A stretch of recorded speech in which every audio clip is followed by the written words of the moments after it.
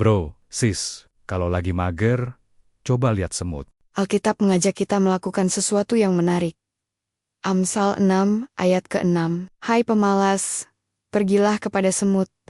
Perhatikanlah lakunya, dan jadilah bijak. Tuhan menyuruh kita belajar dari makhluk kecil yang sering kita injak tanpa pikir panjang. Tetapi justru disitulah letak pelajarannya. Kebijaksanaan bisa ditemukan dalam hal yang sederhana. Semut nggak perlu disuruh. Semut tuh kerja tanpa bos, tanpa CCTV, tanpa supervisor yang ngingetin deadline. Mereka gas terus, karena mereka ngerti tanggung jawab. Real talk, sering banget kita rajin kalau ada yang liatin. Tapi begitu sendirian, buyar. Semut ngajarin, disiplin itu bukan soal diawasi, tapi soal kesadaran diri.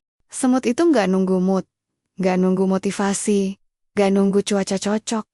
Mereka cuma ambil sedikit, balik lagi, ulang, pelan, sedikit, basi kalau dilihat manusia. Hasilnya, nutrisi penuh, koloni aman, mereka survive. Tuhan pakai semut buat bilang ke kita, hal kecil yang kamu ulang itu lebih berharga daripada satu momen besar yang cuma sekali. Semut tahu timing. Amsal bilang semut kumpulin makanan di musim panas. Artinya, mereka ngerti kapan harus kerja keras dan kapan harus siapin masa depan.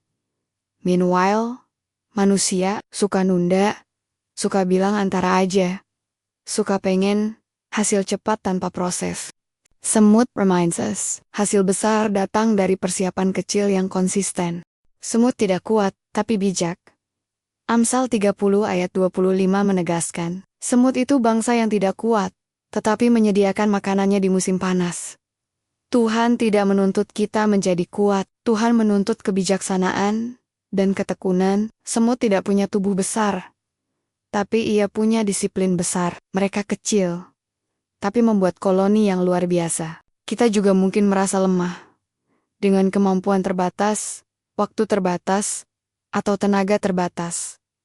Namun, firman mengingatkan, kelemahan bukan alasan untuk kemalasan. Keterbatasan bukan alasan untuk berhenti. Kuncinya, konsisten hal kecil. Renungan ini mengingatkan kita untuk melakukan satu hal sederhana, tetapi konsisten. Mulai berdoa tiap pagi, walau hanya 3 menit.